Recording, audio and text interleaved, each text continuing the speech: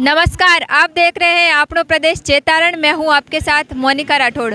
बस्सी ग्राम का दृश्य है और हमारे साथ युवा तथा बुजुर्ग भी मौजूद है। आइए जानेंगे इनसे कि क्या राय है, किस आधार पर वोट क्या है। जैसा कि आप सबको विदित है कि विधानसभा चुनाव खत्म हो चुके हैं, रिजल्ट आना बाकी है। इससे पहले हम जनता की राय जानते हैं कि जनता के मन में क्या है।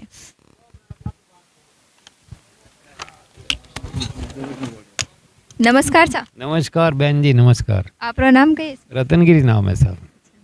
तो अब आपने कई माहौल लाग रही है जेतारण रे अंदर? जेतारण विधानसभा में माने तो माहौल एड़ो लागे साक बीजेपी जीती। अच्छा, बीजेपी में मतलब नाम बताओ आप। अविनाश जी गहलोत। इनसे हमने जाना, इनका ये कहना है कि अविनाश गहलोत को जो है इन्होंने मत किया है। अब देखना ये है कि जनता किसको कितना जनादेश देती है। इससे पहले हम इनसे जानते हैं कि इनकी क्या राय है। इस चुनाव में इन्होंने वोट भी किया है। नमस्कार जी। नमस्कार जी, बोलिए। वोट किस आधार पर किया है, किसको किया है? वोट बीजेपी को दिया सर। बीजेपी में किसको नाम बताए हैं?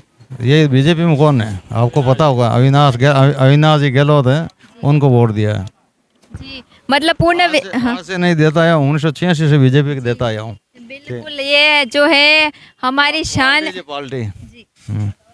जी, आपका क्या कहना है? आप भी एक युवा है।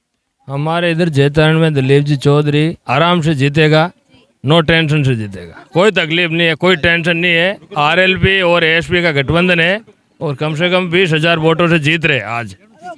बिल्कुल, आपको विश्वास है कि दिलीप जी भारी मतों से यहाँ से विजय होंगे? जश्न की तैयारी भी हो गई, 3 तारीख को जश्न होगा, बहुत खतरनाक जेतारण में। इनको मतलब सभी को बुलाया हुआ है। इनको मतलब पूरी तसल्ली है कि दिलीप चौधरी जो है यहाँ से भारी मतों से जो है विजय होंगे। जश्न की तैयारी भी जो है इनकी जारी है। अब काउंटिंग होगी 3 तारीख को, उसके बाद ही जो है पता चलेगा। इससे पहले हम इनसे जानते हैं, एक युवा है, क्या सोच रखते हैं। नमस्कार जी। जी नमस्कार। आपका नाम? शंकर सिंह नाम है जी। किसको मत दिया, किस आधार पर मत दिया? मैंने इस बार नोटा में वोट डाला है और मेरे हिसाब से यहाँ से कांग्रेस जीत रही है। ऐसा क्यों सर? पार्टियां भी तो है इसके अलावा। पार्टियां है लेकिन जातिवाद ज्यादा हो रहा है, इसलिए मैंने इस बार नोटा में डाला है जी।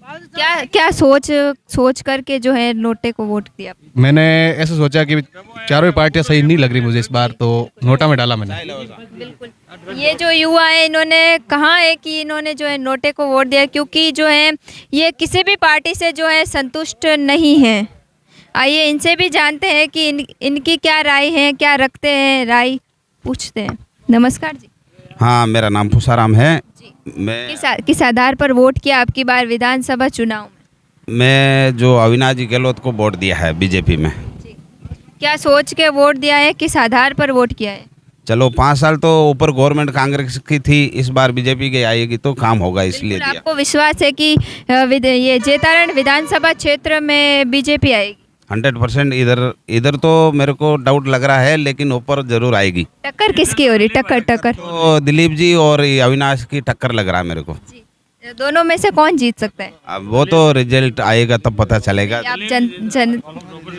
मैं जैसे जेतारण से मैं अविनाश को देख रहा हूँ। धन्यवाद आपका।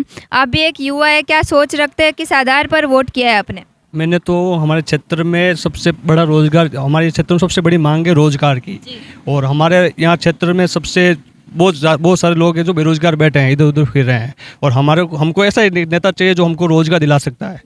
ठीक है, और अब की बार हम चाहते हैं कि बीजेपी की सरकार बने और हमारे क्षेत्र में रोजगार के लिए नए नए अवसर और नए नए क्षेत्र में रोजगार खुले और हमारे क्षेत्र के लोगों को रोजगार मिले। हम तो आपने किसको वोट किया है, किस पार्टी को? मैंने बीजेपी को वोट दिया है और मैं बीजेपी का कार्यकर्ता हूँ और मैं पार्टी का वफादार हूँ।